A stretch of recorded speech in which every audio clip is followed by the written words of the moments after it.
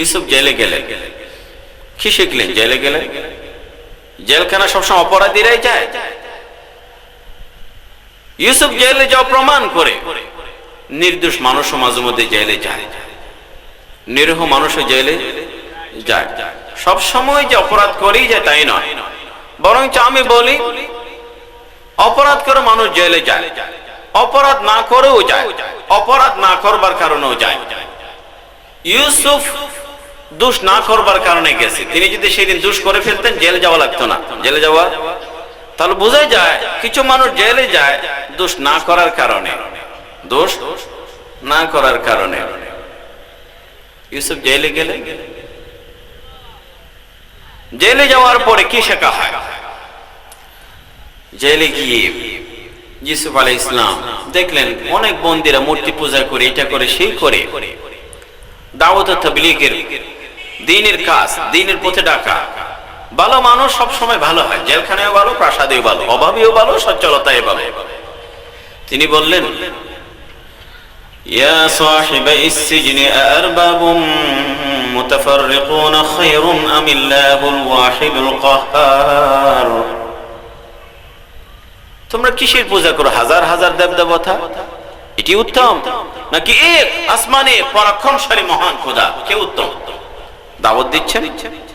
এই জন্য যে ভালো জেলখানার বন্দীলা বলে ইন্না লা নারাকা মিনাল মুহসিনিন, প্রাসাদে ভিক্ষার জন্য যায় বলে ইন্না লা নারাকা মিনাল মুহসিনিন। ওয়া রাহমাতুল্লাহি ওয়া বারাকাতুহু। ইন্নাল হামদালিল্লাহ নাহমাদুহু ওয়া নাস্তাঈনুহু ওয়া নাস্তাহদিহি ونعوذ بالله من شرور أنفسنا ومن سيئات أعمالنا من يهده الله فلا مضل له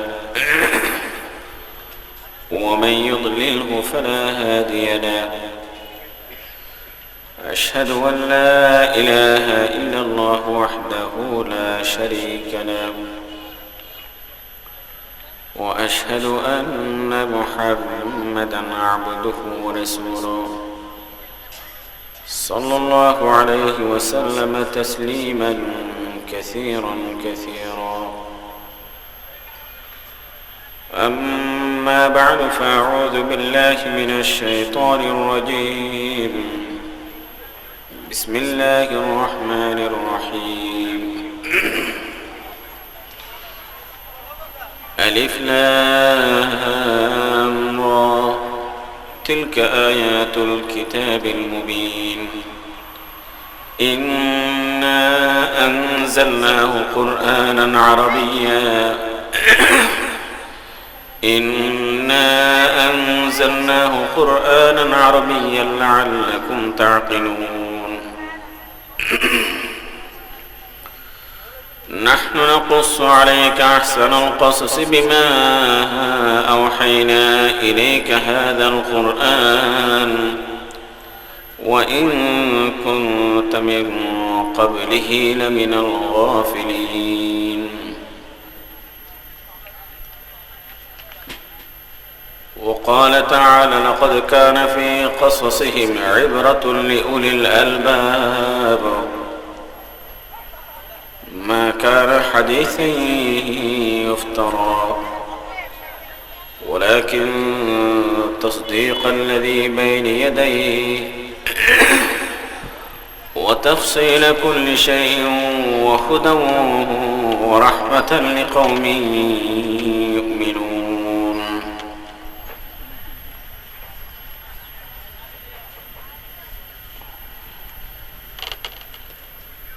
পশ্চিম বাঁশখালী ইসলামী সম্মেলন সংস্থার উদ্যোগে আয়োজিত 30তম ইসলামী মহাসম্মেলনের দুদিনব্যাপী আয়োজনের সমাপনী দিনের সমাপনী অধিবেশনে উপস্থিত উলামায়ে কেরাম, শ্রদ্ধাভাজন মুরব্বীগণ, সম্মানিত সুধীমণ্ডলী, রব্বুল আলামিনের দরবারে একটি ঐতিহাসিক মহাসম্মেলন 3 দশক ধরে হয়ে আসা এই মাহফিলে আলোচনা শুরু করার আগে অত্যন্ত বিনয়ের সাথে ফরিয়াদ করি রব্বুল আলামিন যেন আপনাদের সামনে সহি শুদ্ধ কথা বলার, দিলের কানে শোনার তৌফিক দান করেন। যা কিছুই কথা হবে দ্বীনের কথা, মালিক যেন ভুল ত্রুটি ক্ষমা করে দেন, সহি শুদ্ধ কথার উপরে আমল করার তৌফিক দেন, হেদায়েত এবং যেন নাজাতের ওসিলা করে দেন। সময় নির্ধারিত ঘণ্টাখানিক সময় আমি সূরা ইউসুফ থেকে কয়েকটি আয়াত তেলাওয়াত করেছি।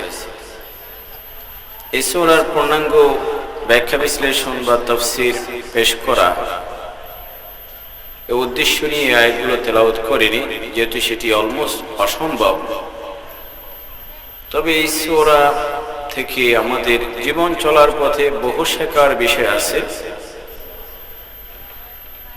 আংশিক জন অন্তত পক্ষে আমরা যদি আলোচনা করতে পারি সেই শিক্ষণীয় বিষয় উপদেশগুলো রব্বুল আলামিন যেমনটি বলেন এই সূরায় মানুষের বহু শিক্ষণীয় বিষয় আছে বুদ্ধিমান মানুষের জন্য। এগুলো আলোচনা করতে চাই যাতে করে রব্বুল আলামিন আমাদের জীবন চলার পথে এই কথাগুলোর উপরে আমল করা এবং আমাদের জীবনের দীর্ঘ সফরে এগুলো পাথেয় হিসেবে গ্রহণ করার তৌফিক দান করেন। রব্বুল আলামিন সূরা ইউসুফের এই ঘটনা নিজেই বেস্ট স্টোরি বলেছেন, কোরআনের সবচেয়ে সুন্দর, চমৎকার, হৃদয়গ্রাহী, মনোমুগ্ধকর একটি ঘটনা গল্প। শুরু থেকে শেষ পর্যন্ত খুবই ধারাবাহিকভাবে রব্বুল আলামিন আলোচনা করেন এবং এটি বেস্ট স্টোরি বলেছেন, যাতে একটি ঘটনার মধ্যে যা কিছু মানুষের শেখার দরকার সবই এই ঘটনায় আছে। অন্যান্য নবীদের ঘটনাও আল্লাহ পাক কোরআনে কারীমে বিভিন্ন জায়গায় আলোচনা করেছেন। আল্লাহ পাক বলেন মিনহুম মান কাসাসনা আলাইহি ওয়া মিনহুম মান নাকসুস, কারো আলোচনা করেছি, অনেকের কথা বলিনি। তো যাদের আলোচনা আল্লাহ পাক করেন কোরআনে কারীমের বিভিন্ন জায়গায়, সে আলোচনাগুলো 30 পারা জুড়ে বিভিন্ন সূরায় ছড়িয়ে ছিটিয়ে আছে। ইউসুফ আলাইহিস সালামের ঘটনা আল্লাহ পাক পূর্ণাঙ্গ একটি সূরায় ধারাবাহিকভাবে বলেছেন। আল্লাহ পাক হযরত ইউসুফ এর নাম কোরআনে কারীমে 27 বার উল্লেখ করেন, শুধু 25 বার এই সূরাতে আর বাকি 2 বার অন্য দুটি সূরাতে। তাহলে বোঝা যায় যে 25 বার ইউসুফ শব্দটি রব্বুল আলামিন এই সূরায় উল্লেখ করেন। ঘটনা খুবই ধারাবাহিক, চমৎকার। তবে কোরআন ঘটনা বলারও কোরআন একটা নিজস্ব নিয়ম আছে। মানুষ ঘটনা বলে, গল্প বলে, রব্বুল আলামিন সেভাবে ঘটনা বলেন না। মানুষের ঘটনা বা কোনো বিষয় বর্ণনা দিতে গিয়ে মানুষ ভুল তথ্য দেয় অথবা অতিরঞ্জিত করে বলে, রং মিশিয়ে বলে, ঘটনার অংশ নয় এরকম অংশ জুড়ে দেয়। রব্বুল আলামিন বলেন যালিকা মিন আনবাইল গায়ব নুহি ইলাইক, এগুলো আমি বর্ণনা করি। ওমা কুনতা লাদাইহিম ইয আজমাউ আমরাহুম ওয়া হুম ইয়ামকুরুন, এটি নবুয়তের বড় সত্যতার দলিল যে রব্বুল আলামিন ইউসুফের ঘটনার বর্ণনা দিচ্ছেন, রাসূল সাল্লাল্লাহু আলাইহি ওয়াসাল্লাম মক্কাবাসীকে শোনাচ্ছেন এবং এটি নবুয়তের দলিল। 1000 বছরের ব্যবধান।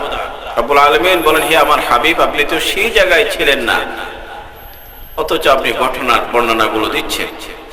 ওরা যখন চক্রান্ত করে কৌশল করে ইউসুফের বিরুদ্ধে, আপনি সেই জায়গায় প্রত্যক্ষদর্শী না, আপনি উপস্থিত ছিলেন না। 1000 বছর পরে এসে ঘটনা বলছেন, এটি বড় দলিল আপনি সত্যিকারের আল্লাহ পাকের নবী। ওমা কুনতা লাদাইহিম ইয আজমাউ আমরাহুম ওয়া হুম ইয়ামকুরুন। কোরআন ঘটনা বলে হেদায়েতের উদ্দেশ্যে, কারণ কোন কোরআন এটি উপন্যাস নয়, গল্পের বই নয়, এটি সোজা কথা, হেদায়েত কিতাব, হুদাল লিল মুত্তাকিন। ইন্না হাযাল কুরআন ইয়াহদি লিল্লাতি আকওয়াম, কোরআন পথ দেখাতে আসছে হেদায়েতের জন্য। হুদাল লিন-নাস ওয়া বায়িনাতিন মিনাল হুদা, কোরআন বারবার নিজের পরিচয় দিয়েছে, এটি হেদায়েতের কিতাব, পথ দেখানো, জান্নাতের পথ দেখায়। শুধু নিছক ঘটনার জন্যই মানুষ উপভোগ করবে, উপন্যাস পড়ে ঘটনা পড়ে উদ্দেশ্যে কোরআন ঘটনা বলে না। রব্বুল আলামিন যে সূরা ইউসুফের ঘটনা বলেছেন, তাফসীরকারকরা লিখেছেন জান্নাতীরা সূরা ইউসুফ এই যে জান্নাতে পড়বে এবং সেই ঘটনা তারা জান্নাতে উপভোগ করবে। খালিদ ইবনে মা'দান ইবনে আতা অনেক তাফসীরকারকরা লিখেন এই সূরা ইয়াতাফাক্কাহু বিহা আহলুল জান্নাহ ফিল জান্নাহ, তার মানে একটা জিনিস বলে পড়ে যেটি আনন্দ পায়, জান্নাতীরা এই সূরা পড়ে জান্নাতেও আনন্দ পাবে। এমন একটি চমৎকার ঘটনা রব্বুল আলামিন আমাদের সামনে তুলে ধরে। এবং এই সূরা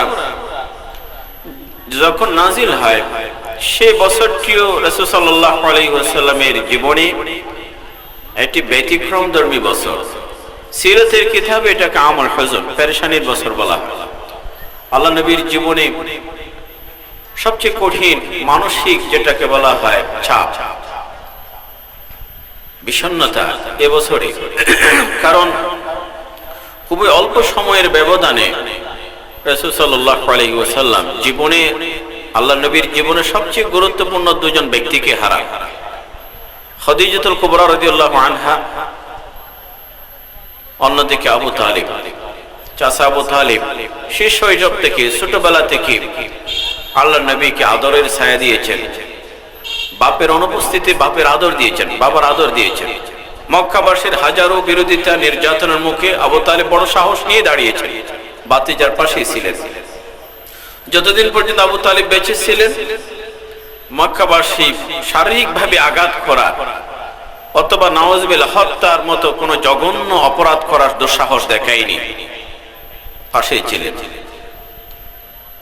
বাইরের সাপোর্ট আর ভিতরে হযরত খাদিজাতুল কুবরা রাদিয়াল্লাহু আনহা, যে মহিষী নারী স্ত্রী রাসূলের ভরা যৌবনে তার সাথে বিয়ে, অথচ বয়সে 15 বছর বড় খাদিজাতুল কুবরা সান্ত্বনা দিয়েছেন, সাপোর্ট দিয়েছেন। সে ঐতিহাসিক কথাগুলো উলামায়ে কেরাম আপনাদেরকে বলেন। স্বামীর কঠিন সময়ে স্ত্রী যখন পাশে দাঁড়ায়, নিঃসঙ্গতা দূর করে পেরেশানিগুলো শেয়ারিং করে, শেয়ারিং এবং কেয়ারিং, এটি তো একজন দায়িত্বশীল স্ত্রীর দায়িত্ব হয়। কাল্লা লা ইউযিকুল্লাহু আবাদা, এই কথাগুলো আপনাকে আল্লাহ পাক নবী যখন ওহী পান, ওহীর নবুয়তের প্রথম অভিজ্ঞতার গত শোনায়, হযরত খাদিজাতুল কুবরা বলেন আল্লাহ পাক আপনাকে লাঞ্ছিত করবে না, সাহস যোগালেন, মনোবল মজবুত রাখলেন। আপনাকে তো দেখেছি আপনি গরিবের অত্যন্ত দরদি, নিঃসঙ্গ নিঃস্ব মানুষের পাশে দাঁড়ান, অপরিচিত মানুষকে ঘরে রেখে নিয়ে মেহমানদারি করেন, পরের বোঝাটাও নিজে কাঁধে নেন। এরকম চমৎকার গুণাবলীর মানুষকে আল্লাহ পাক কখনো লাঞ্ছিত করেন না।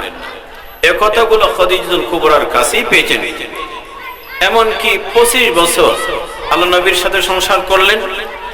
রাসূল করিম সাল্লাল্লাহু আলাইহি ওয়াসাল্লামের জীবনের কঠিন সময়ে নিজের অর্থ দিয়ে, খাদিজাতুল কুবরা বিত্তশালী নারী, নিজের অর্থ বিত্ত সব দিয়ে নবীর পাশেই ছিলেন। তিনি ইন্তেকাল করেন আমুল হুজুন। তায়েফ থেকে ফিরে আসেন অত্যন্ত পেরেশানি নিয়ে। মক্কাবাসী শুনবার কথা ছিল, শুনে নাই। তায়েফবাসী বুঝি শুনবে, তারাও শুনে নাই। উল্টো ছোট ছোট বাচ্চাদেরকে নবীর বিরুদ্ধে লেলিয়ে দেয়া হলো, আল্লাহ নবীকে রক্তাক্ত করলেন। এমনটি সময়ে আল্লাহ পাক সূরা ইউসুফ নাজিল করেন আল্লাহ নবীর মনের পেরেশানি দূর করবার জন্য। এই জন্য উলামায়ে কেরাম বলেন, তাফসীরকারকরা, কোন মানুষ যে পেরেশানিতেই থাকুক না কেন, যদি সূরা ইউসুফ তেলাওয়াত করে আর বুঝবার চেষ্টা করে, আল্লাহ পাক তার মনের পেরেশানি দূর করে দেবেন। সূরা ইউসুফের মধ্যে আল্লাহ পাক বহু শিক্ষণীয় বিষয় আছে, আমরা হয়তো বুঝি না বলে। কিন্তু সূরা ইউসুফে একজন মানুষের জীবনে যা কিছুই সম্ভব, ছড়ায় উতরায়, বাধা বিপত্তি, ষড়যন্ত্র চক্রান্ত, নিজের সন্তান নিখোঁজ হওয়া, বাবা থেকে দূরে হওয়া, কূপে নিক্ষেপ, জেলখানায়, প্রাসাদে, মানুষের জীবনে যা কিছু পরিবর্তন হয় সবই এই সূরায় আছে। ইউসুফ আলাইহিস সালামের জীবনে কি না ঘটেছে, একটি স্বপ্ন, এবং সেই স্বপ্নটি দুঃস্বপ্ন হয়ে দাঁড়ায়। স্বপ্ন দেখলেন তারা সিজদা করে, চাঁদ সূর্য সিজদা করে। বাবা বলেন, লা তাকসুসু রুয়াকা আলা ইখওয়াতিকা ফায়াকিদু লাকা কাইদা। স্বপ্ন তোমার ভাইকে বলবে না, কারণ অনেকের কাছে পরের ভালোগুলো সহ্য হয় না, ওরা তোমার বিরুদ্ধে চক্রান্ত করবে। হযরত ইউসুফের জীবনটা কত চমৎকার স্বপ্ন, কিন্তু সেটি একটা পর্যায়ে দুঃস্বপ্ন যেন। কারণ এই স্বপ্ন বাবার আদর পাওয়া, আদরের দুলাল হওয়া, ভাইরা ঈর্ষা পরায়ণ হওয়া। তারা বলল, লা ইউসুফ ওয়া আখুহু আহাব্বু ইলা আবিনা মিন্না ওয়া নাহনু উসবা, আহাব্বু ইলা আবিনা মিন্না ওয়া নাহনু উসবা। আমাদের বাবা ইউসুফের ভাইকে বেশি আদর করে। বাবার চোখের আড়ালে নিতে হবে, চোখ থেকে সরিয়ে ফেলতে হবে, নাউজুবিল্লাহ, হত্যা করতে হবে, মেরে ফেলতে হবে। বাবার চোখের সামনে রাখা যাবে না। এই যে স্বপ্ন, হযরত ইউসুফের জীবনের স্বপ্নটাও অনেক ভূমিকা রাখে। স্বপ্ন দিয়ে শুরু বলতে গেলে এই স্বপ্নটাই হযরত ইউসুফের জীবনে নানা কঠিন পরীক্ষার শুরু। তবে সে কঠিন পরীক্ষা উত্তীর্ণ হবার জন্য, জেলখানা থেকে বের হবার জন্য সেখানে একটি স্বপ্ন কাজ করে। তবে সে স্বপ্ন বাদশা দেখেছে, সে স্বপ্ন বাদশাই দেখেছে। তো এই সূরায় হযরত ইউসুফ আলাইহিস সালাম জীবনে আপনারা ওই যে নিজের অবস্থা পরিস্থিতিকে মেলান, দেখবেন অনেক কিছুই সেখানে আছে। এই সূরার মধ্যে সবরের কথা আছে, ফসরুন জামিল। বিপদ আপদে ধৈর্য ধারণ করতে হয়। ধৈর্য একটি শব্দ, কিন্তু ব্যাপক।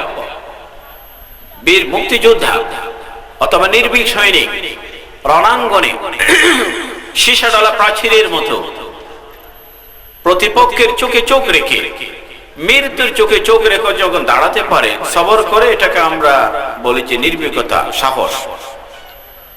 একজন বৃত্তশালী, সম্পদশালী, সম্পদের লোভ আছে, আগ্রহ আছে, মোহ আছে, কিন্তু সম্পদের লোভ থাকা সত্ত্বেও ধৈর্য ধারণ করে যারা ব্যয় করে তাদেরকে দানবীর বলি।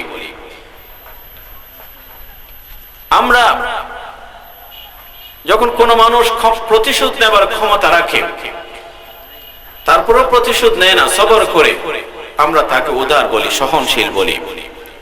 সবর নানা জায়গায়, বিভিন্ন জায়গায় এক এক অর্থে এটি ব্যবহার করা হয়। ফসবরুন জামিল। এই সূরাতে এই বিপদগ্রস্ত বা প্রতিকূল বা বৈরী পরিবেশের যারা সম্মুখীন, বিপদ আপদে, তাদেরকে শেখায় নামা আশকু বাসি ওয়া হুজনিল্লাহ। আমার যা কিছু পেরেশানি, মখলুককে বলে কোনো লাভ নেই, খালেককেই বলবো, স্রষ্টাকেই বলবো। কারণ পেরেশানির কথা আপনার বাবাকে বললেন আপনাকে মহব্বত করে, ভাইকে বললেন মহব্বত করে, তাদের খুব পেরেশান করবে, যেহেতু আপন জনের পেরেশানি, কাজের কাজ কিছুই হবে না।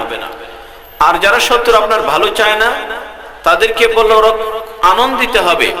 কারণ কিছু মানুষ আছে সমাজে যারা পরের দুঃখে আনন্দ প্রকাশ করে, সমাথা বলা হয় আরবিতে। কাজে অন্যকে বলে লাভ নেই।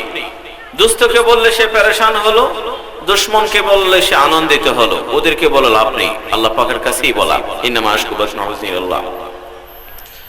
জীবনে একজন মুমিনের যা কিছুই ঘটতে পারে, অনেকটা এই সূরায় তার নজির, তার দৃষ্টান্ত দেখা যায়। প্রত্যেক ছেলেপেলের শৈশব থাকে, ইউসুফের শৈশব ছিল, এবং বাপের অত্যন্ত আদরের সন্তান। ছোটবেলায় বাপের আদর থেকে বঞ্চিত হওয়া, তাও জীবিত বাবা, মৃত্যু না, মানুষ মারা গেলে সান্ত্বনা দিতে পারে, আমি এতিম, বাবা নেই দুনিয়াতে, কিন্তু জীবিত বাবা থেকে সন্তানকে কেড়ে নেয়া, এটা এতিমের চেয়ে দুর্দশা কম নয়। কারণ জানে যে বাবা দুনিয়াতে বেঁচে আছেন,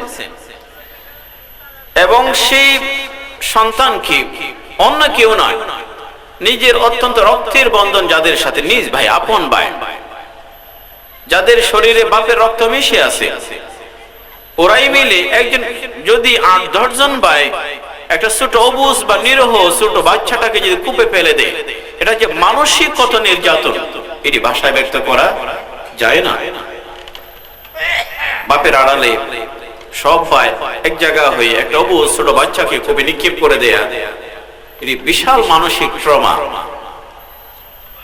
এবং সেই কূপ থেকে তুলে আনা হলো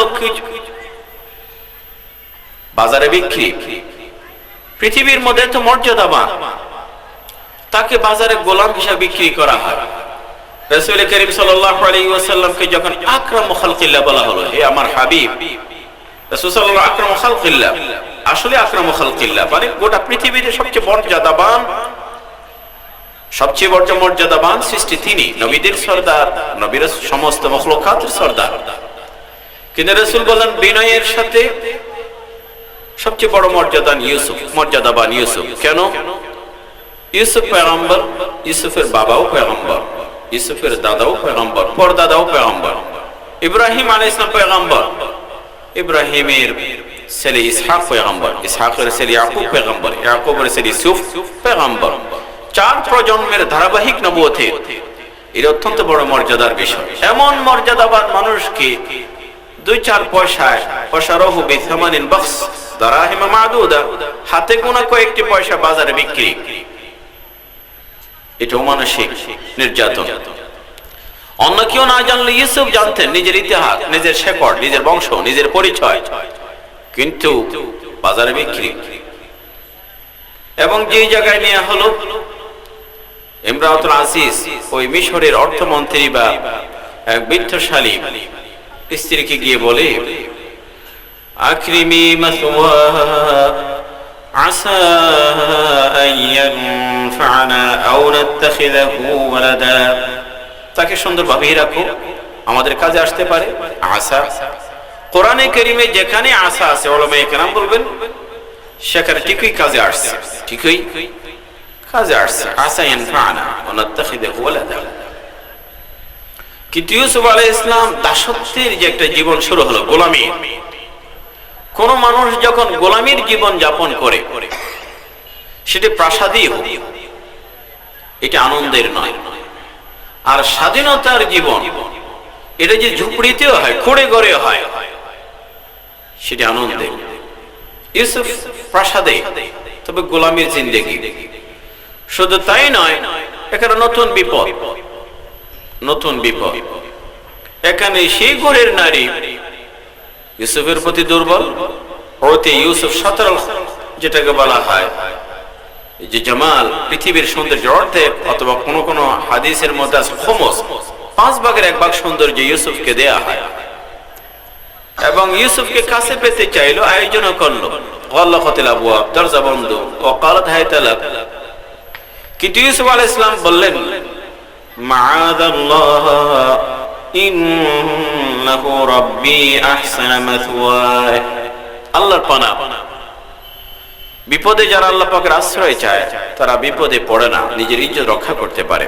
যাই হোক, আমি সংক্ষেপে বলছি, তবে সূরা কি শিখবো সেটা আমি পড়ে আসছি। তো ইউসুফ আলাইহিস সালাম এগোরও বিপদ। এরপর ইউসুফ আলাইহিস সালাম জেলও আবার 1-2 বছর না, তাফসীরে আছে 7 বছর বা তার চেয়ে দীর্ঘ সময়। জেলখানা থেকে বের হয়ে নতুন চ্যালেঞ্জ, এটা আরো বিশাল দায়িত্ব। একটি দুর্ভিক্ষ কবলিত রাষ্ট্র, দুর্ভিক্ষকে এড়িয়ে নিয়ে মানুষের দৈনন্দিন খাবারগুলো যোগান দেয়া, অত্যন্ত পরিকল্পনা, সুন্দর ম্যানেজমেন্ট, ব্যবস্থাপনা, আর অনেক কিছু দরকার, সেটি করলেন। তো কাজী একজন মানুষের জীবনে যা কিছু হতে পারে বা ঘটনার সম্ভাবনা আছে, সবই এই সূরায় আছে। এই জন্য আল্লাহ পাক সান্ত্বনামূলক এই সূরাটি নাজিল করেন, রাসূল সাল্লাল্লাহু আলাইহি ওয়াসাল্লামকে পূর্ণাঙ্গ সূরা একসাথে নাজিল করেন। একথা যেন বলা হয়, হে আমার হাবিব, আপনি পেরেশান, আপনার এই মানুষগুলো তায়েব মক্কা বাসী আপনার কথা শোনে না, বরং আপনার বিরুদ্ধে গেল, আপনার আপনজনরাই গেল। ইউসুফকে যারা কুপে ফেলেছে তারা বাইরের কেউ না, ওরা নিজের রক্তের বাইরে। কাজী আবু লাহাব আপনার আপন চাচা, ও যদি বলে তাব্বাল্লাকা লিহাযা জামাআতানা, ধ্বংস তোমার, এই জন্যই তুমি আমাদেরকে ডেকেছো। আপন চাচারাই যদি আপনার বিরুদ্ধে, পরিবারের সদস্য যদি আপনার বিরুদ্ধে চক্রান্ত করে, এটা ইতিপূর্বে ইউসুফের ক্ষেত্রেও ঘটেছিল। ইউসুফকে কূপে নিক্ষেপ করা হয়, বাইরে ফেলে। আপনি একটা পর্যায়ে বাধ্য হবেন কূপে নিক্ষেপ করা হবে, গর্তে বা গুহায় আত্মগোপন করতে বাধ্য হবে গারে সৌর, মক্কা থেকে মদিনায় যাওয়ার পথে। কিন্তু ইউসুফের শেষটা কত সুন্দর, রাষ্ট্র ক্ষমতায় যে মানুষগুলো নিজ হাতে নিজের ভাইকে গলায় ধাক্কা দিয়ে কূপে নিক্ষেপ করলো, ওই মানুষগুলোর হাতে ভিক্ষার জুড়ি, ভিক্ষার একটু দেন ভাই, আমরা তো অভাবে আছি, খাওয়ান নাই করে, এই কথাগুলো আপনাকে যারা নির্যাতন করেছে নিজ হাতে আপনার মাথায় আপনার পিঠে উঠের নাড়ি বুড়ি সিজদারত অবস্থা আপনার মাথায় ঝুলেছে, যারা আপনার বিরুদ্ধে তরবারি উঁচু করেছে, যারা হিজরের রাতে মেরে ফেলবার জন্য তরবারি উঁচিয়ে রেখেছিল, যারা আপনাকে বদর, উহুদ, খান্দক, আহজাবে আপনার বিরুদ্ধে লড়তে গেছিল, যারা মক্কায় নির্যাতন করেছে, সে হতভাগা কাফিরগুলো মক্কা বিজয়ের পর আপনার কাছে ক্ষমা চাইতে আসবে, ক্ষমা চাইতে আসবে। ইউসুফ বলেছিল লা তাসরিবা আলাইকুম, এই কথাগুলো আপনিও বলবেন, ওরা বলবে আখুন করিম ইবনে আখুন করিম, আপনিও বলবেন ইযহাবু আনতুমুত তুলাকা, যাও ক্ষমা করে দিলাম, যাও ক্ষমা করে দিলাম, সান্ত্বনা। তো এই সূরা আমাদেরকে অনেক কিছুই শেখায়। কি কি আমরা শিখতে পারি? অন্তত পক্ষে আধা ঘন্টা যতটুকু সময় আছে, আমরা যেন আমাদের কিছু বিষয়, আমাদের পারিবারিক জীবনের সাথে সম্পর্ক, কিছু রাষ্ট্রীয় ব্যবস্থাপনা, কিছু সামাজিকতা, কোথাও কিছু নানা বিষয়গুলো জড়িয়ে আছে, আমাদের শেখা দরকার। কোরআনে কারীম শুরুতেই বলেছি, এটা শুধু নিছক ঘটনার জন্য ঘটনা নয়, আল্লাহ পাক শুধু ঘটনা শোনাবেন এই জন্য, ঘটনার মধ্যে হেদায়েত, ঘটনার মধ্যেই উপদেশ। লাকাদ কানা ফি কাসাসিহিম ইবরা লিউলিল আলবাব, বুদ্ধিমান যাদের বুদ্ধি ইন্টেলেক্ট আছে, বুদ্ধি কাজ করে, তারা শিখতে পারবে। রব্বুল আলামিন বলেন মা কানা হাদিসান ইফতারা, এটি বানিয়ে কোনো কথা নয়। নাতলু আলাইকা বিল হক, কি শেখায় উলামায়ে কেরাম শত শত বিষয় এখান থেকে বের করে আসছেন। কোরআন তো একটি, আমরা বলি যে একটু গভীর সাগর, যত বেশি গভীরতায় যাওয়া যায় তত বেশি মনে মুক্তা আহরণ করা যায়। সাগর থেকে কেউ খালি হাতে ফিরে আসে না, সাগরের পাড়ে যারা থাকে ওরাও ফিরে আসে না। সাগরের পাড়ে থাকলে ওরা লবণ, মাছ, গোনা কত চাষ করে, আর সাগরে গেলে মাছ নিয়ে আসে, গভীরে গেলে মনে মুক্তা নিয়ে আসে, প্রত্যেকে কোনো না কোনো কিছু নিয়ে আসে। কোরআনও তাই। এই সূরা আমাদেরকে শেখায় যে সমাজে চলতে গিয়ে আপনি হতে পারে কারো হিংসার পাত্র, কেউ হিংসা করে, নিন্দা করে, পিছনে লাগলো, চক্রান্ত করে, এটিতে পিছপা হওয়া যাবে না। আপনি যে ভালো কাজটি শুরু করেছেন এটি করতেই থাকুন, কারণ সমাজ সব সময় আপনার দোষের কারণেই যে হিংসা করে বা নিন্দা করে তাই নয়, কখনো কখনো কিছু মানুষের গুণের কারণেই হিংসা করা হয়। ইউসুফ আলাইহিস সালামের বিরুদ্ধে যে গেল, ইউসুফ আলাইহিস সালামের দোষের কারণে নয়, ইউসুফ আলাইহিস সালামের নিঃসন্দেহে গুণের কারণে। বরঞ্চ যে ব্যক্তির গুণ যত বেশি হয় তার হিংসকের সংখ্যাও বাড়ে, হিংসার মাত্রাও বাড়তে পারে, নিন্দুকেরও। যার একেবারেই কোনো গুণ নেই, বলতে গেলে তাকে মানুষ অপদার্থ, অথর্ব বলে, এই লোকটির একটা হিংসকের সংখ্যা বা নেই, হিংসক নেই। মানুষ ফল শূন্য গাছে ঢিল ছুঁড়ে মারে না, যে গাছে ফল আছে, পাকা ফল আছে, ওই গাছে ঢিল ছুঁড়ে মারে। যে গাছে পাকা ফল নেই ওখানে ঢিল ছুঁড়ে না। যার জীবন বৃক্ষে পাকা ফল আছে ওখানে ঢিল ছুঁড়ে মারার নিয়ম আছে, যার জীবন বৃক্ষে পাকা ফল নেই ওখানে কেউ ঢিল ছুঁড়ে মারে না। ইউসুফ আলাইহিস সালামের সূরা শেখায় যে জীবন বৃক্ষে পাকা ফল আসতে হবে, গুণ অর্জন করতে হবে, তবে সেটি যেন গাছের মতোই হয়। অর্থাৎ কেউ যদি পাকা ফলে গাছে ঢিল ছুঁড়ে মারে, গাছ তার থেকে প্রতিশোধ নেয় না, বরং নিজের সবচেয়ে পাকা ফলটি তাকে উপহার দেয়, পাকা ফল তাকে উপহার দেয়, মানে পাকা ফলটি পড়ে যায়। ঠিক তেমনি আপনার জীবন বৃক্ষে কেউ যদি ঢিল ছুঁড়ে মারে, ফাবিল্লাতি আহসান। ইউসুফ এই কাজটি করেছেন, লা তাসরিবা আলাইকুম, ওরা কূপে নিক্ষেপ করলো, ইউসুফ সে হাতে ভিক্ষা, তাদেরকে দান খায়রা, রাষ্ট্রীয় তহবিল থেকে তাদেরকে সাহায্য করলো।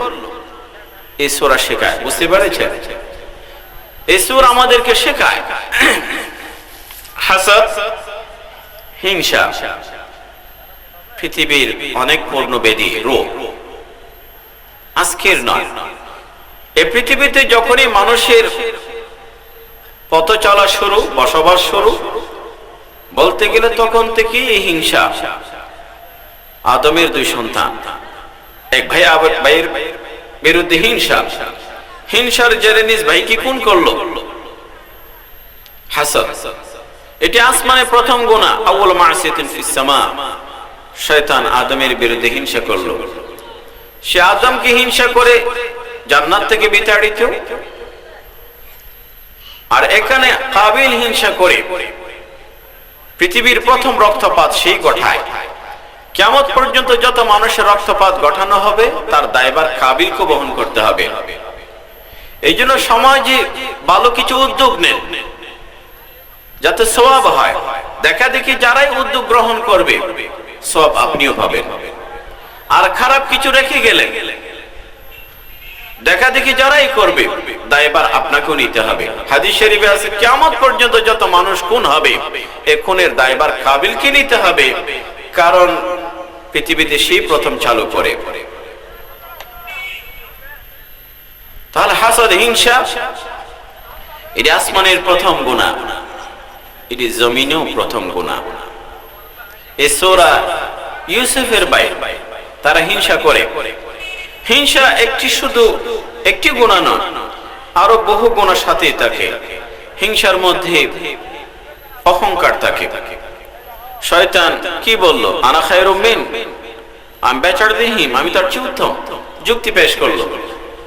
আল্লাহ পাকের নির্দেশ আছে, রাসূলের নির্দেশ আছে, সেখানে যুক্তি পেশ করা, কৈফিয়ত চাওয়া, রিজনিং, একটা যুক্তি চাওয়া, কেন সেটি চাওয়ার, সেই কৈফিয়ত চাওয়ার অধিকার কোন বান্দার নেই। ওমা কানা লিল মুমিন ওয়ালা মুমিনাতিন ইযা খাদাল্লাহু ওয়া রাসূলুহু আমরান ইয়াকুনুল খিয়ারা। কোন মুমিন নর নারীর জন্য একেবারেই শুভ পায় না। আল্লাহ কোন কথা বলবেন, রাসূল কোন ফয়সালা দেবেন, সে নিজের পক্ষ থেকে তৃতীয় কোন বক্তব্য রাখতে পারে না। আল্লাহ বলেন সিজদা করো, এ বলে যে না আমি বেটার দিন, আমি তার চেয়ে উত্তম, যুক্তি পেশ করে। তাও হিংসা বশবর্তী হয়ে হিংসার মধ্যে অহংকার থাকে। হিংসার মধ্যে সবচেয়ে বড় গুনাহ হলো সে আল্লাহ পাকের ফয়সালায় অসন্তুষ্ট, বরং আপত্তি জানায়। হিংসা করে পৃথিবী কাউকে আল্লাহ পাক হয়তো বেশি সম্পদ দিলেন, কিন্তু আপনার আপত্তি আছে, কেন তার কাছে বেশি, এটি তো আমার কাছে বেশি হওয়া দরকার ছিল।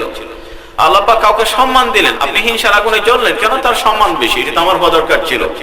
আল্লাহ পাককে পয়সা করে বেশি দিলেন, কেন তার বেশি, এটা তো আমার, I should have more, আমার তো বেশি দেওয়া দরকার ছিল। এই কথা হিংসার মধ্যে আল্লাহ পাকের সিদ্ধান্তে আপত্তি থাকে, এই জন্য এটি বড় গুনাহ।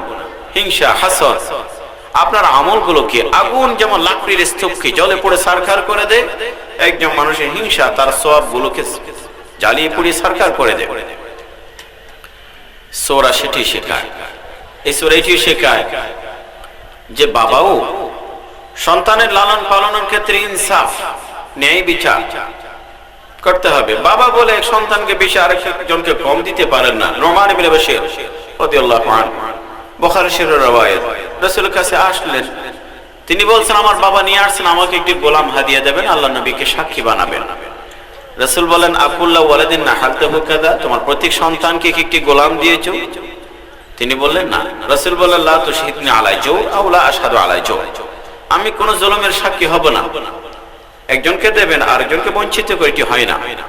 বাবা যখন কোন সন্তানকে বেশি দেবে আরেকজনকে কম দেবে, আদর মহব্বতের ক্ষেত্রে বৈষম্য ঘটাবে, তখন ভাইদের মধ্যে ভুল বোঝাবুঝি, মনোমালিন্য, এমনকি হিংসা বিদ্বেষ আরো অনেক দূর গড়াতে পারে।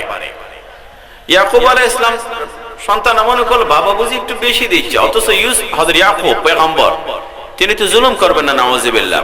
কিন্তু মহব্বত যেটি আছে, যার উপরে মানুষের নিয়ন্ত্রণ নেই, রাসূল বলেন আমি সব স্ত্রীকে ইনসাফের সাথে দিন ইত্যাদি ভরণ পোষণ ভাগ করি, কিন্তু আয়েশার প্রতি মনের ঝোঁক বেশি। রব্বুল আলামিন হাযা কসমি, এটি তো আমি ভাগ করে দিলাম, কিন্তু যে কলবের উপর আমার নিয়ন্ত্রণ নেই, ওটার জন্য আমাকে পাকড়াও করিও না। ইয়াকুব হয়তো মহব্বতের মধ্যে একটু ইউসুফকে বেশি মহব্বত করতেন, কিন্তু দেয়ালের ক্ষেত্রে বৈষম্য মোটেও করেননি। এই সূরা আমাদেরকে শেখায় যে নিজের দুর্বলতার কথা সহজে কাউকে বলবেন না, বললে দুর্বলতার সুযোগ নেবে। আপনি যদি বলেন কাউকে আমি রাত্রে এই জায়গায় ভয় পাই, সে যদি কখনো আপনাকে ভয় দেখানোর ইচ্ছা করে ওই জায়গায় লুকিয়ে থাকবে, কারণ এই জায়গায় সে ভয় পায়, এই জায়গায় ভয়। হযরত ইয়াকুব আলাইহিস সালামের কাছে সন্তানরা আসলো, ইউসুফকে একটু দেন, আমাদের সাথে খেলবে। এবং ইয়াকুব আলাইহিস সালাম বললেন ফাখাফা ইয়াকুলহু যিব, আমার আশঙ্কা হয় ওকে নেকড়ে বাঘ খেয়ে ফেলবে, তোমরা খেলায় ব্যস্ত থাকবে, ওকে বাঘ খেয়ে ফেলবে। আশঙ্কার কথা, হয়তো পাশে জঙ্গল ছিল, বাইরে নিয়ে গেল, এসে বলে ইন্না যাহাবনা নাস্তাবিক ওয়া তারাকনা ইউসুফা ইনদা মাতা'িনা ফাআকালাহু যিব, আমরা দৌড়াতে গেছিলাম, ইউসুফকে আমাদের কাপড় চোপড়ের কাছে রেখে গেছি, বাঘ এসে খেয়ে ফেলছে। অর্থাৎ এক কথাই যেন বললো, আপনি গতকাল আশঙ্কা ব্যক্ত করেছিলেন, আপনার আশঙ্কা তো ঠিকই সত্য প্রমাণিত হলো, যে ঠিকই তাকে বাঘ খেয়ে ফেলেছে নেকড়ে বাঘ। কাজে নিজের আশঙ্কার কথা যদি বলেন ওটা সুযোগ নেবে। পাগলকে যদি বলেন ওই যে সাপ একটু নাড়া দিও না, এ বলবে এটা আগে থেকে দেওয়া দরকার ছিল নাড়া, এটা মাথায় আসেনি এতদিন পর্যন্ত। দুর্বলতার কথা বলবেন না। রাসূল সাল্লাল্লাহু আলাইহি ওয়াসাল্লাম বলেন ইস্তাঈনু আলা কাদাই হাওয়াইজিকুম বিল কিতমান, কিছু বিষয় মানুষকে না জানিয়ে করতে হয়। ইস্তাঈনু আলা কাদাই হাওয়াইজিকুম বিল কিতমান। ইয়াকুব তাই বলেছিলেন লা তাখসুস রুয়াকা আলা ইখওয়াতিক ফায়াকিদু লাকা কাইদা। এই সূরা আমাদেরকে শেখায় যে অনেক সময় আপনার যে হিতাকাঙ্ক্ষী মঙ্গলকামী সবানোদ্দায়ী, সমাজে তো অনেক শব্দ, ওয়াল উইশার, ভালো চায় আপনার, আউশি ওয়েল, এই যে যারা ভালো চায় শুধু শব্দের চাকচিক্য দেখবেন না, বাস্তবে তার ভিতরে সততা আন্তরিকতা কতটুকু সেটিও দেখার দায়িত্ব আপনার। শয়তান আদম আলাইহিস সালামের কাছে গিয়ে সাধুই সেজেছিল, ভালো সেজেছিল, শুধু সাধু না, কসম করে ওয়াকাসামহুমা ইন্নী লাকুমা লামিন নাসিহিন, আমি কসম খেয়ে বলছি আমি তোমাদের দুইজন আদম হাওয়ার অত্যন্ত হিতাকাঙ্ক্ষী। এটা হয় যে শয়তান সিজদা না করবার কারণে জান্নাত থেকে বিতাড়িত, ও আদমের হিতাকাঙ্ক্ষী হতে পারে না। এবং সে বলেছেন লামিনান নাসিহিন, আমি হিতাকাঙ্ক্ষী। ইউসুফের ভাইরাও বলে বাবাকে ওয়া ইন্না লাহু লাহাফিজুন ওয়া ইন্না লাহু লানাসিহুন, আমরা হিতাকাঙ্ক্ষী। কাজে হিতাকাঙ্ক্ষীর খপ্পরে পড়বেন না সহজেই, হিতাকাঙ্ক্ষীর খপ্পরে পড়লে সমস্যা।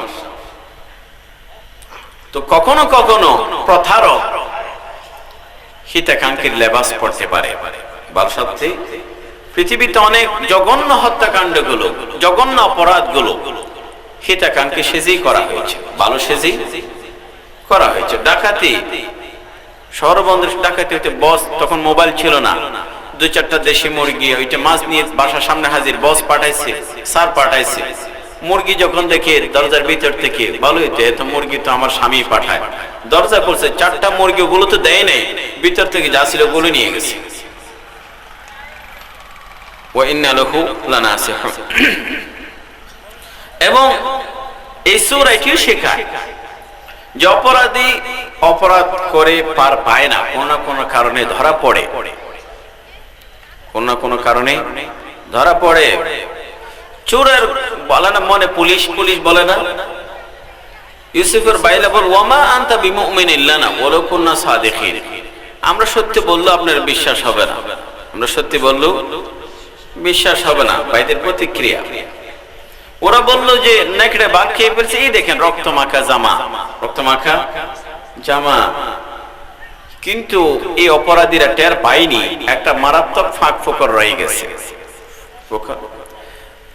সাদ্দাম হোসেনকে যখন গ্রেফতার করা হয়, আমেরিকা বলল আমরা তাকে সেপ্টেম্বরে গ্রেফতার করেছি, সেপ্টেম্বরে কোরবানির দিন ফাঁসি দিয়েছে। তো কিন্তু আরব দেশের অন্যান্য দেশে ওরা মেনে নিয়ে হয়তো সেপ্টেম্বরে কিন্তু একটি ছবি তাদের মিথ্যা প্রমাণ করে দেয়। যেখান থেকে গ্রেফতারের ছবি দৃশ্য ধারণ করা হলো, দেখা যায় সাদ্দাম হোসেনের পিছনে একটি খেজুর গাছ, খেজুর গাছে ফাঁকা খেজুর। আরবরা বলে আমাদের এই অঞ্চলে তো ফাঁকা খেজুর আগস্টে হয়, জুন জুলাইতে, সেপ্টেম্বরে তো পাকা খেজুর থাকে না। ধরা পড়লো কিনা মিথ্যা? এখানেও তাই তারা বল রক্ত মাখা জামা, কিন্তু ওরা বুঝলেন কেমন রক্ত মাখা, এটা কোন ভদ্র নেকড়ে বা জঙ্গল থেকে আসে বাচ্চা খেতে, প্রথমে জামা খুলে ফেলে, এরপর আস্তে করে খায়, জামাটা আবার দিয়ে দেয়, জামার মধ্যে সামনে পিছনে কোনো কিনে কামড়ের কোনো ছেঁড়া পাড়া কোনো চিহ্ন নেই, রক্ত আছে ঠিক কিন্তু দাঁতের কোনো চিহ্ন নাই। এটা কোন ধরনের ভদ্র নেকড়ে বা আগে জামা খুলে ফেলে তারপরে খায়? ফাআকালহু যিব বিদামিন কাযিব, মিথ্যা। হযরত ইয়াকুব আলাইহিস সালাম তিনিও নবী, ইত্তাকু ফিরাসাতুল মুমিন, অন্তর্দৃষ্টি, তিনি এসব ভুয়া কথা বিশ্বাস করেননি। বাল সাওয়ালাত লাকুম আনফুসুকুম আমরা ফাসাবরুন জামিল, এটি তোমাদের বানোয়াট গল্প, ধৈর্য ধারণ করব, ফাসাবরুন জামিল, ধৈর্য ধারণ, আল্লাহুল মুস্তাআন আলা মা তাসিফুন। হযরত ইয়াকুব আলাইহিস সালাম আজ করতে পেরেছেন এই যে অন্তর্দৃষ্টি দিয়ে। এই জন্য এখানে বলা হয় যে ইউসুফের জামাও বিস্ময়কর। বলেছিলাম স্বপ্ন, সেটি দুঃস্বপ্ন, সেটি পরিশেষে আরেকটি স্বপ্ন। ইউসুফের জামাওটা জীবনের বিভিন্ন পর্যায়ে নানা ভূমিকা রাখে। ইউসুফের শৈশবের জামা ভাইয়েরা মিথ্যা সাক্ষী বানায়, রক্তমাখায় জামা, কিন্তু সেই জামা ইউসুফের বিরুদ্ধে যখন অভিযোগ ইনকানা কামিসু কুদ্দামিন দুবুর কুদ্দামিন কবুল, এটি সাক্ষী, দেখা যায় এখানে পিছনে ফাটা। সেই জামা আল্লাহ পাক ইউসুফের জামা বাবার কাছে পৌঁছালেন যে অনেকদিন সন্তান দূরে, চোখের কান্নায় দৃষ্টিশক্তি গেল, দৃষ্টিশক্তি ফিরিয়ে আনবার জন্য সেই জামা, ইন্নিলা আজিদু রিহা ইউসুফ, ইন্নিলা আজিদু রিহা ইউসুফ, কে শেখায়? রব্বুল আলামিন বড় ইনসাফ করেন, হে আমার পয়গম্বর ইয়াকুব, যে জামা জীবনে তোমার অন্তরে প্রচন্ড ঝাঁকুনি দিয়েছে, সন্তান হারানোর, সন্তানের রক্ত মাখা জামা দেখে তোমার পেরেশানি, ওই জামাই দিয়ে তোমার দৃষ্টিশক্তি ফিরিয়ে আনবো। ইউসুফের জামা, এবং এটিও শেখায় ভালোবাসার গ্রাণ আছে, ইন্নিলা আজিদু রিহা ইউসুফ, বাবা সেই গ্রাণ পেয়েছে, অন্যরা পায়নি। এই সূরা আমাদেরকে শেখায় ফাসাবরুন জামিল, সবর। আমি বলেছিলাম হযরত ইউসুফ আলাইহিস সালামের এই ঘটনা থেকে শেখার বিষয়গুলো কিছু পরিবার, কিছু আমাদের জীবন চলা নানা বিষয় জড়িত। ফাসাবরুন জামিল, মুমিনের বিষয়টাই বিস্ময়কর। রাসূল বলেন সাল্লাল্লাহু আলাইহি ওয়াসাল্লাম, নিয়ামতে আছে আশকুরু লিল্লাহ, বিপদ আপদে আছে আসবর, ধৈর্য ধারণ। সে কে আলহামদুলিল্লাহ বলে সওয়াব, নাকি সবর করলো সওয়াব? আজব বিস্ময়কর, ফাসাবরুন জামিল। আর এটি একজন মানুষের আসবর ইনদাল ওয়াহলাতিল উলা, প্রথম পর্যায়ে ধৈর্য ধারণ করতে হবে, দ্বিতীয় তৃতীয় পর্যায়ে নয়। সন্তান মারা গেল, প্রথম পর্যায়ে সবর, আল্লাহ পাক দিয়েছেন, আল্লাহ পাক নিয়ে গেছেন, আল্লাহ পাকের ফয়সালা, রাজি আছি। ওয়া ইন্না আলা ফিরাকিকা লামাহজুনুন, যদিও তোমার বিদায় আমরা পেরেশান, কিন্তু আল্লাহ পাক ইন্না লিল্লাহি মা আখাযা ওয়া লাহু মা আতা। কিন্তু সারা যে 2-4 দিন কান্নাকাটির পরে যখন ক্লান্ত হয়ে যায়, তখন বলে খায়ের সবর করেছি, এটা সবর হয়নি।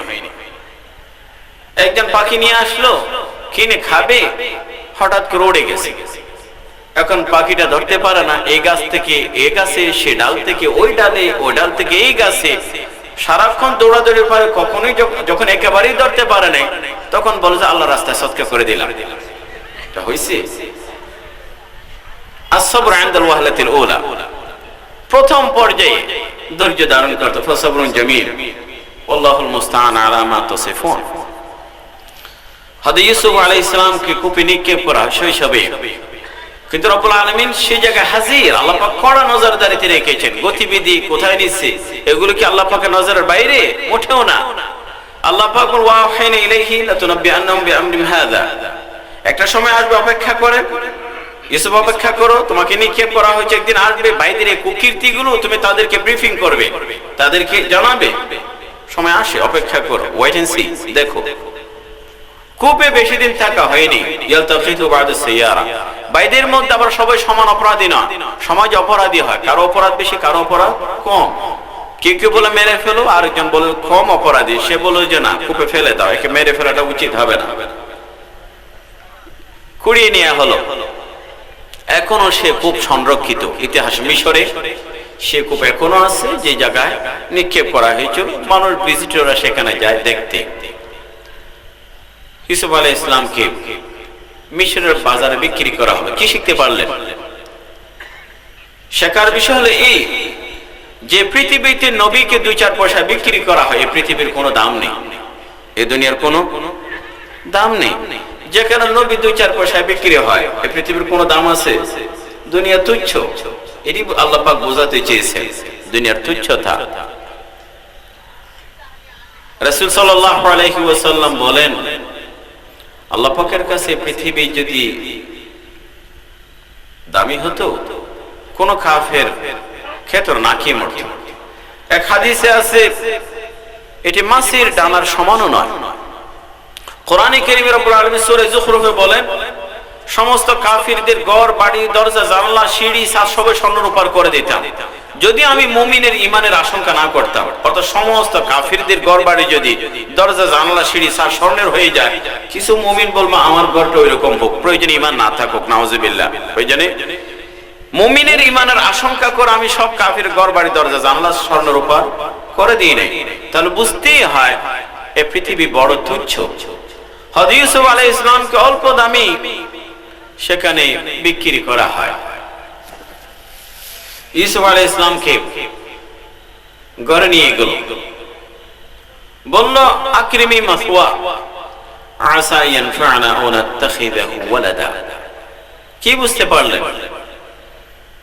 বোঝা গেল একজন মানুষের বিস্তারিত জানার দরকার নেই, অনেক সময় তার বেশভূষা, তার পোশাক পরিচ্ছদ, তার গঠন প্রকৃতি, তাকে দেখতে কেমন, আউটলুক, অ্যাপিয়ারেন্স, এগুলি অনেক কিছুই বলে, অনেক কিছুই বলে। হযরত ইউসুফ আলাইহিস সালামের সুদর্শন চেহারা, তার শারীরিক কাঠামো, চেহারার নূর লাবণ্য, এই যে নিরহ বা নিষ্পাপ, এই কথাগুলো তো চেহারায় বেশি ওঠে। এই জন্য বলেন আসা ইয়ানফা'না আও নাত্তাখিযাহু ওয়ালাদা। আমি অনেক সময় তাফসীরে দরসে কথা বলে থাকি, চেহারা শরীরের সবচেয়ে মর্যাদাবান গুরুত্বপূর্ণ অংশ চেহারা। এখানে শরীর ভাইটাল অর্গান, আপনার চোখ এখানে, কানও বলতে চেহারার সাথে সম্পৃক্ত, নাক এখানে, জবান এখানে। চেহারা মানুষের সৌন্দর্যের প্রতিনিধিত্ব করে, তার অনুভূতি প্রতিফলন হয়, অনুভূতি ভিতরে আনন্দ চেহারা বেশি ওঠে, পেরেশানি তাও দেখা যায়। বয়স জিজ্ঞেস করতেন, কারো চেহারা দেখে অলমোস্ট বলেই ফেলে যে এত বয়স হবে। কারো বয়স, কারো অনুভূতি, ফিলিংস, ভিতরে সৌন্দর্য, অনেক কিছুই বর্ণনা করে। এ কারণে চেহারা উত্তম, মানুষ নিজেও বুঝে। যখন চেহারা ময়লা লাগে হাত দিয়ে পরিষ্কার করে, হাত দিয়ে পরিষ্কার করে, অথচ হাত একটি অঙ্গ, চেহারা আরেকটি অঙ্গ। কেউ তো কথা বলে না, ওই অঙ্গের বালিগুলো এই অঙ্গে রেখে লাভ কি, ওখানেই থাকে, এরকম বলে না। চেহারা উত্তম, এই জন্য এই জায়গা থেকে হাতে নিয়ে আসে। আশরাফুল আতা ইউসুফ আলাইহিস সালামকে দেখে বললেন আসা ইয়ানফা'না আও নাত্তাখিযাহু ওয়ালাদা। কিন্তু সেখানে বড় বিপদ। এই বিপদে সমাজের বহু যুবক, বহু তরুণ তরুণী প্রতিপক্ষ বা বিপরীত লিঙ্গের প্রতি আকর্ষণ। হযরত ইউসুফ আলাইহিস সালামকে সে বাগে পেতে চাইলো, আয়োজন করলো, গুনাহে ফেলতে চাইলো, অনেক আয়োজন। কিন্তু ইউসুফ আলাইহিস সালামের ব্যাপারে মহিলাটি ভুল বুঝেছে। এই মহিলা জুলাইখা বলে, আপনারা জুলাইখা কিন্তু কোরআন হাদিসের সহিহ ইসরাইলি রওয়ায়াত থেকে যেই হোক, তো তা আরো বেশি সুন্দর সে জানতো না, সে জানতো না। আম্বিয়া কেরাম শুধু বাহ্যিকভাবেই সুন্দর নয়, তারা ভেতর দিয়েও সুন্দর। সমাজে অনেক সুন্দর মানুষ দেখা যায়, তাদের ভেতরটা বড় কুৎসিত, বিভৎস, বিশ্রী। বরঞ্চ ভিতরটা সুন্দর আরো বেশি হওয়া দরকার। মানুষের বাইরে সুন্দর, সূরত সুন্দর, সিরত সুন্দর নেই, এ সৌন্দর্যের দাম নেই। নবীদের সূরত যেমন সুন্দর, তাদের সিরতও সুন্দর। তাদের জাহির সুন্দর, তাদের বাতিনও সুন্দর। তাদের বাহ্যিক সুন্দর, ভিতরটাও সুন্দর। এই মহিলা হযরত ইউসুফের বাহ্যিক সুন্দরটাই দেখেছে, ভিতরের সুন্দরটা দেখে নেই। ইউসুফ বললেন, মাআদাল্লাহ ইন্নাহু রাব্বি আহসানা মাথওয়া। আল্লাহর পানা, আল্লাহর পানা। হযরত ইউসুফ আলাইহিস সালামের এই ঘটনা থেকে আমরা শিখতে পারি এই কথা যে কোন পর নারীর সাথে যেখানে পুরুষ নেই সেখানে থাকা উচিত নয়। রাসূল সাল্লাল্লাহু আলাইহি ওয়াসাল্লাম বলে, যেখানে তৃতীয় জন নেই, মাহরাম থাকতে না থাকলে তৃতীয় জন শয়তান হবে। তৃতীয় জন, এখন স্বামী অফিসে গেছে বা কোথাও গেছে, ইউসুফ ছাড়া আর কেউ নেই, সেখানে বিপদগুলো গনিয়ে আসছে। এখানে অন্য কেউ থাকতে বিপদ আসতো না। কাজেই যেখানে কোনো পর নারী, পর পুরুষ, সেখানে মাহরাম না থাকলে শয়তান তৃতীয় জন হয়। এরকম সুযোগ দিতে নেই। এবং এই ঘটনা আমাদেরকে আরো শেখায় যে এইরকম কোন সমস্যার সম্মুখীন হলে আল্লাহ পাকের আশ্রয় চাইতে হয়। মাআযাল্লাহ, মাআযাল্লাহ, আল্লাহ পাকের আশ্রয়। সেই ফিতনা ফেসবুক থেকে আসতে পারে, ইউটিউব থেকে আসতে পারে, সামাজিক যোগাযোগ মাধ্যম থেকে আসতে পারে, হোয়াটসঅ্যাপ ইমো থেকে আসতে পারে, টুইটার অন্য জায়গা থেকে আসতে পারে, কলেজ ক্যাম্পাস থেকে আসতে পারে, ক্লাসরুম থেকে আসতে পারে, অথবা সহ পার্টি সহ কর্মী কত জায়গা ফিতনা আসতে পারে। মাআযাল্লাহ। কারণ সমাজ, আমি বলে থাকি, সমাজে নারী দুই শ্রেণীর। এক শ্রেণীর নারীর কথা কোরআন তো আর দুনিয়ার হাজার নারীর কথা বলবেন, একটি দৃষ্টান্ত তুলে ধরবেন। কোরআন দুই নারীর দৃষ্টান্ত তুলে ধরেছেন। ইউসুফ আলাইহিস সালাম যে নারীর সম্মুখীন, মুসা আলাইহিস সালাম যে নারীর সম্মুখীন। ইউসুফ যে নারীর সম্মুখীন, সে নারী ইউসুফের মনোযোগ পেতে চায়, তাকে কাছে পেতে চায়, তার দৃষ্টি আকর্ষণ করতে চায়, নিজের ভাগে পেতে চায়। যদি আমাদের তরুণ যদি এইরকম কোন যুবতী বা নারীর ফিতনার সম্মুখীন হয়, জালে বা ফাঁদে ফেলতে চায়, মাআযাল্লাহ, আল্লাহ পাকের আশ্রয় চাইতে হবে। তবে সব নারীর এরকম না। যদি ওই রকম শুআইবের কন্যা, দুই কন্যা, বাবা বৃদ্ধ বলে ছাগলগুলোকে পানি খাইতে নিতে গেল, সেখানে মুসা হাজির। মুসা আলাইহিস সালাম বলে, মা খাতবুকুমা, তোমাদের বিষয় কি? গুরুত্বপূর্ণ বিষয়। মা খাতবুকুমা, তোমরা মেয়ে মানুষ, পুরুষের ভিড়ে কেন আসছো? তোমাদের বাবা বা ছেলে ভাই কই? বললো, আবুনা শাইখুন কাবীর, আমাদের বাবা অশীতিপর বৃদ্ধ, আসতে পারেননি, আমরা অপারগ, বিশেষ পরিস্থিতির শিকার। মুসা আলাইহিস সালাম সাহায্য করলেন। মুসা আলাইহিস সালাম সাহায্য করলেন। সমাজে যদি এই যে নারী হয়, আপনার নৈতিক দায়িত্ব হলো সাহায্য করা। মুসা যে নারীর সম্মুখীন, সাহায্য করবেন। ইউসুফ যে নারীর সম্মুখীন, মাআযাল্লাহ, আস্তে করে খেটে পড়বে, দৌড়ে যাবেন, মাআযাল্লাহ। ইন্না রাব্বি আহসানা মাথওয়া। এই সূরা আমাদেরকে শেখায় একথা যে বান্দা গুনাহ থেকে বাঁচবার জন্য নিজের ক্যাপাসিটি, ক্যাপাবিলিটি, নিজের যতটুকু শক্তি সামর্থ্য আছে সেগুলো ব্যয় করতে হবে। আমি পারি না বা ইম্পসিবল, হুজুর অনেক জটিল, এখন ফেসবুকের জামানা, চারিদিকে নারী, প্রত্যেকে কিভাবে বাঁচে, এরকম বললে হবে না। You have to do what you can. আপনি যেটি করতে পারেন সেটা আপনাকে করতেই হবে, এটি পৃথিবীর নিয়ম। ইউসুফের কথা বলেন, এই দরজা বন্ধ, চিৎকার দিলেও কে শুনবে না। আমাদের মতো অতি চালাক হলে এরকম কল্পনা করত যে দরজা বন্ধ, চিৎকার দিলেও কে শুনবে না, চিৎকার দিলে আবার নাকি উল্টো আমার বিরুদ্ধে অভিযোগ করে, এ জাতীয়। ইউসুফ বললেন, দরজা বন্ধ ঠিক, দরজা পর্যন্ত পালিয়ে যাবার ক্ষমতা আছে, দরজা ভাঙার ক্ষমতা আমার নেই। দরজা পর্যন্তই পালালেন, বাকি কাজ আল্লাহ পাক করে দিলেন। গুনাহ থেকে বাঁচবার জন্য আপনার যেটুকু সম্পৃক্তি করতে হবে। রিজিকের ক্ষেত্রে একই কথা। আল্লাহ পাক বলেন, রিজিকের জন্য তোমার যেটুকু করার ক্যাপাসিটি করতে হবে। মরিয়ম আলাইহিস সালামের বাচ্চা হলো ঈসা, বাবা নেই, বাবাবিহীন। প্রসূতি মায়ের জন্য পাকা খেজুর খুবই উপকারী। আব্দুল্লাহ ইবনে আব্বাস বলতেন, প্রসূতি মায়ের যদি এর চেয়ে উত্তম খাবার থাকতো, আল্লাহ পাক হযরত মরিয়মের জন্য সে খাবারই ব্যবস্থা করতেন। ব্যবস্থা করেছেন পাকা খেজুর, রুতব বলা হয় আরবিতে। রুতব মানে গাছ পাকনা খেজুর। রব্বুল আলামিন চাইলে মরিয়মের সামনে প্লেট ভর্তি খেজুর দিতে পারতেন, কিন্তু না, প্লেটে দেন নাই, গাছের ডালে দিয়েছেন, গাছটা হয়তো নিচু করে দিয়েছেন, গাছের ডালে দিয়েছি, নিচু করে দিয়েছি, ওহুজি ইলাইহি বিজিজিন নাখলা তুসাকিত আলাইকা রুতাবান জানিয়া, অত প্লেট থেকে খাইও না, গাছ পেড়ে খাও। গাছ পেড়ে বাইরে থেকে সংগ্রহ করার ক্যাপাসিটি নেই, কিন্তু ওই নিচু গাছের ডাল পেড়ে খাবার ক্ষমতা তোমার আছে, এটা করতে হবে।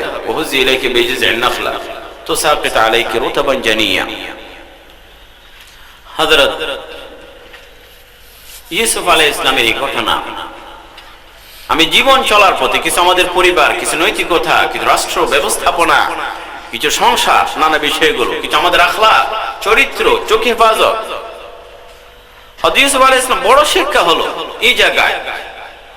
তিনি বললেন, রব্বিস সিজনু আহাব্বু ইলাইয়া মিম্মা ইয়াদউনানি ইলাইহি ওয়া ইল্লা তাসরিফ আন্নী কাইদাহুম্মা আসবু ইলাইহিন্না ওয়া আকুম মিনাল জাহিলিন। রব্বুল আলামিন প্রাসাদের বিলাসিতা চায় না, সুপরিসর বাড়িঘরও চায় না, ভোগ উপভোগের আনন্দের উপকরণও চায় না।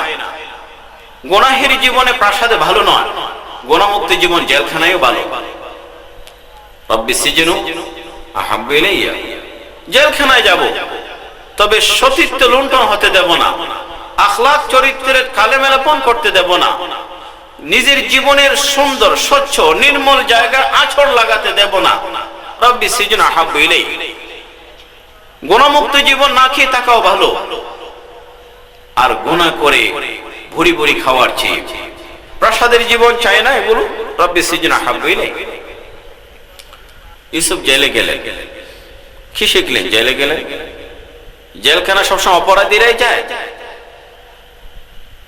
ইউসুফ জেলে যাও প্রমাণ করে নির্দোষ মানুষ মাঝে মধ্যে জেলে যায়, নিরীহ মানুষও জেলে যায়।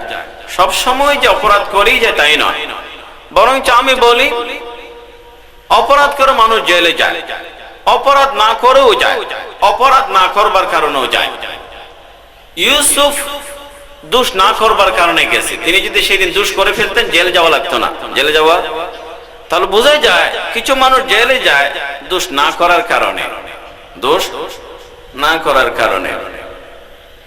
ইউসুফ জেলে গেলেন, জেলে যাওয়ার পরে কি শেখা হয়? জেলে গিয়ে ইউসুফ আলাইহিস সালাম দেখলেন অনেক বন্দীরা মূর্তি পূজা করে, এটা করে সেই করে, দাওয়াত ও তাবলীগের দ্বীনের কাজ, দ্বীনের পথে ডাকা। ভালো মানুষ সব সময় ভালো হয়, জেলখানায়ও ভালো, প্রাসাদেও ভালো, অভাবীও ভালো, সচ্ছলতায় ভালো। তিনি বললেন, ইয়া সাহিবাইস সিজনি আরবাবুম মুতাফাররিকুন খায়রুন আমিল্লাহুল ওয়াহিদুল কাহ্হার। তোমরা কিসের পূজা করো? হাজার হাজার দেবদেবতা, এটি উত্তম নাকি এক আসমানে পরাক্রমশালী মহান খোদা, কে উত্তম? দাওয়াত দিচ্ছেন। এই জন্য যে ভালো, জেলখানার বন্দীলা বলে ইন্না লা নারাকা মিনাল মুহসিনিন, প্রাসাদে ভিক্ষার জন্য যায় বলে ইন্না লা নারাকা মিনাল মুহসিনিন। ভালো মানুষগুলো ক্ষমতার চেয়ারও ভালো, ক্ষমতা না থাকলেও ভালো। ইন্না লা নারাকা মিনাল মুহসিনিন। এবং হযরত ইউসুফ আলাইহিস সালাম সেভাবেই দিন কাটান জেলখানায়, দাওয়াত তাবলীগ মেহনত। যারা ফিকির রাখে তারা সব সময় কাজ করে। হযরত মাওলানা ইউসুফ সাহেব রাহমাতুল্লাহ আলাইহি সম্পর্কে আছে, তিনি ট্রেনে বসলেন, কিন্তু পাশে বসা। দাওয়াত তাবলীগের মেহনত তো মুসলমানদের মাঝেই হয় সাধারণত। তো বলেন, মাওলানা কাহা যা রহে हैं? বলছে মুঝে মালুম নেই, কোথায় যাচ্ছে জানি না। বলছে কেসে আপ ট্রেনে বসছেন, কোথায় যাচ্ছেন জানেন না, ডেস্টিনেশন আননোন, গন্তব্য জানেন না, এটা কেমনে হয়? তিনি বললেন, আমার ট্রেন কোথায় গিয়ে থামবে সেটি জানি, তবে জীবনের ট্রেন কোথায় গিয়ে থামবে সেটি জানি না। কারো জীবনের ট্রেন জান্নাতের সামনে দাঁড়ায়, আর কারো জীবনের ট্রেন জাহান্নামের সামনে দাঁড়ায়, ওটি তো জানি না। ফরিকুন ফিল জান্নাহ ফরিকুন ফিস সাইর, একটা বিশাল প্রশ্ন এই হিন্দুর মাথায় এসে গেল। ভাইরে, এটা তো এভাবে তো আমরা ভাবিনি।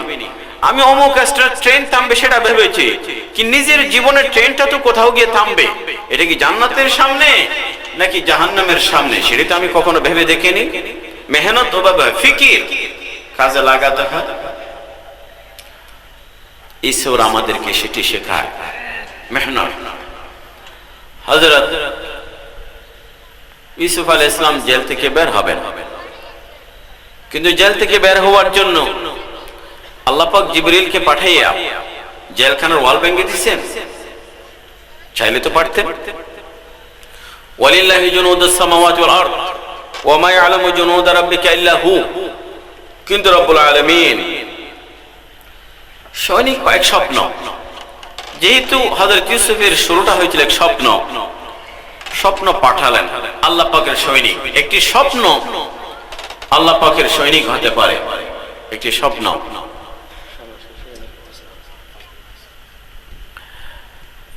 একটি স্বপ্ন, এবং সে স্বপ্ন বাদশার মাথায়। ইউসুফ আলাইহিস সালাম বের হবেন, কিন্তু ইউসুফ আলাইহিস সালাম বললেন না, ওভাবে বের হলে হবে না, আগে ফয়সালা হতে হবে। কেন আমি এখানে আসলাম, কেন আমি এখানে আসলাম? ইরজি ইলা রাব্বিক ফাসআলহু মা বালু নিসওয়াতি আল্লাতী কাতা'না আইদিহিম। আগে জিজ্ঞেস করো ওদের কি অবস্থা, কেন আমি আসলাম। ওরা বলে কুলনা লিল্লাহ মা হাশা হাশা লিল্লাহ মা আলিমনা আলাইহি মিন সু। ইউসুফের কোনো দোষ নাই। এরপর ওই মহিলা যে বলেছিল ইউসুফ আমাকে এখানে নিয়ে আসছে, বলল না আনা রাওয়াতু আন নাফসি ফাস্তাআসাম, আমি তাকে ভুলিয়ে বালি আনতে চেয়েছিলাম। আলআন হাসাসাল হক, সত্য পরিষ্কার। ইউসুফ আলাইহিস সালাম বের হলেন, এবং ইউসুফ আলাইহিস সালাম ইজআলনি আলা খাজাইনিল আরদ ইন্নী হাফিজুন আলিম কি শিখলেন? ইউসুফ দায়িত্ব নেবার জন্য নিজেকে প্রস্তাব করেছেন। দুনিয়ার মধ্যে এমন কিছু জায়গা আছে, বলে হুজুররা কেন প্রার্থী হবে, কেন চেয়ারম্যান এমপি হতে চাইবে? ক্ষমতা চাওয়া তো কোরআন হাদিসে নিষিদ্ধ, হাদিসে নিষিদ্ধ। যে জায়গায় আপনি গেলে আপনি সবচেয়ে ভালো করতে পারবেন, এই আস্থা আছে, অন্যরা আসলে দিনের ক্ষতি হবে, অন্যদের ক্ষতি হবে, সেই জায়গা আপনাকে যাওয়া দরকার, মেহনত করা দরকার। ইউসুফ জানলেন যে এই জায়গা আমাকে যেতেই হবে, না গেলে মিশরের লাখো মানুষ না খেয়ে মরবে, দুর্ভিক্ষের শিকার হবে। এই জন্য বললেন আমাকে এই দায়িত্ব দিন, আমাকে ক্ষমতার লোভে নয় বরং মানুষের সেবা। গেলেন সেখানে, দুর্ভিক্ষের এই 5 বছর, সব 7 বছর সফলভাবে তিনি ম্যানেজমেন্ট ব্যবস্থাপনা করলেন। কি শিখলেন? ইউসুফ আলাইহিস সালাম বাইরে থেকে খাবার আমদানি করেছেন, ভিয়েতনাম থেকে এটা নিয়ে আসো, কানাডাতে নিয়ে আসো, এরকম আমদানি না। তিনি ওই 7 বছরের চাষাবাদ গুলোকে এত সুন্দর সুরক্ষা সংরক্ষণ ব্যবস্থাপনা করলেন যাতে করে 7 বছর কাটিয়ে দেওয়া যায়। তাহলে বুঝতে হয় পৃথিবীর অধিকাংশ সমস্যা উৎসের সংকট নয়, খাদ্যের সংকট নয়, রিজিকের সংকট নয়, ব্যবস্থাপনার সংকট, ব্যবস্থাপনা সংকট। ইউসুফ আলাইহিস সালাম এক দানা খাদ্য আমদানি করেননি, যেটাই ছিল এটা সুন্দর ব্যবস্থাপনা। আর ভালো মানুষগুলো যখন ভালো জায়গায় যায়, এটার প্রতিফল রাষ্ট্র সমাজ সব জায়গায় পড়ে, সব জায়গায়। হযরত ইউসুফ আলাইহিস সালাম সেই জায়গায় গেলেন, কেমন ব্যবস্থাপনা! আল্লাহ বলা আছে জালিম বাদশা কোন গ্রাম দিয়ে যাওয়ার সময় এক বাগানে ঢুকলো, আনারের বাগান, ডালিম, জুস খেতে মন চাইলো, একটা ডালিম 1 গ্লাস হয়ে গেছে, খেলো। পরের দিন আবার লোভ ঢুকে গেছে, বলছে এরকম বাগান তো দেখি নাই, একটা আনারে 1 গ্লাস। পরের দিন পিপাসার ভান করে গেছে, ওই জায়গায় দখল করা দরকার। কিছু মানুষ দখল করতে অভ্যস্ত, ভূমি দখল করে, জায়গা দখল করে, মার্কেট দখল করে, চেয়ার দখল, সব দখল, চর দখল করে, হল দখল করে, দখল করার জন্য গেছে। এখন বল জুস দেন, 1টা 2টা 5টা 6টা গ্লাস বলে না, কি ব্যাপার? আল্লাহর নেক বান্দা, জানেন না বাদশা, কিন্তু আল্লাহর নেক মানুষের অন্তরে কথা বলে। তিনি বললেন মনে বাদশার অন্তরে মনে জুলুমের ভাব এসে গেছে, বাদশার অন্তরে মনে জুলুমের ভাব এসে গেছে। বাদশা যখন জালিম হয়, ফলমূলের মধ্যে রস কমে যায়, এটার কুফল আছে। ওমর ইবনে আব্দুল আজিজের জামানায় এক রাখাল নেকড়ে বাঘ নিয়ে তার একটা ছাগল খেয়ে ফেললো, বাঘ এসে। তিনি বললেন, ওই রাখাল বলে যে আমার মনে হয় ওমর ইবনে আব্দুল আজিজ ইন্তেকাল করেছে। ওরা বলে কিভাবে? তখন তো ফেসবুকে সব জমানা না। বলছে এতদিন পর্যন্ত আমি এই জায়গায় ছাগলগুলো নিয়ে আসলাম, কোনোদিন আমার কোনো ছাগলের উপর বাঘ আক্রমণ করে না, আজকে হঠাৎ করে আক্রমণ করছে, মনে হয় আমাদের ন্যায় পরায়ণ শাসক ইন্তেকাল করেছে। ঠিকই খবর দেখা গেল ওমর ইবনে আব্দুল আজিজ ইন্তেকাল করছে। যখন ভালো মানুষ যায় দেশও ইনসাফ থাকে, আর ওখানে যখন সমস্যা হয় সব জায়গায় সমস্যা হয়, সব জায়গায় সমস্যা। মুহতারাম হাজিরিন, উলামায়ে কেরাম এই ঘটনা থেকে বহু গভীরে গিয়ে আমাদের জীবনের সাথে বহু শেখার উপকরণ বের করে আসছে। আমাদের এই সূরা পড়া দরকার, শেখাও দরকার। জীবনের নানা পরীক্ষায় এগুলো আমাদের সান্ত্বনা যোগাবে। লাকাদ কানা ফি ক্বাসাসিহিম ইবরা, লাকাদ কানা ফি ইউসুফ ওয়া ইখওয়াতি আয়াত লিসাইলিন। রব্বুল আলামিন বলে শেখার বিষয় আছে, নিদর্শন আছে। এই জন্য আল্লাহ পাক নিজের হাবিবের অন্তরের পেরেশানি দূর করবার জন্য সূরা নাজিল করেন। যে সূরা রাসূলের পেরেশানি দূর করে, সেই সূরা উম্মতের পেরেশানি দূর করবে। রব্বুল আলামিন আমাদেরকে এই সূরা থেকে শেখার তৌফিক দান করুন। ওয়া আলহামদুলিল্লাহি রাব্বিল আলামিন।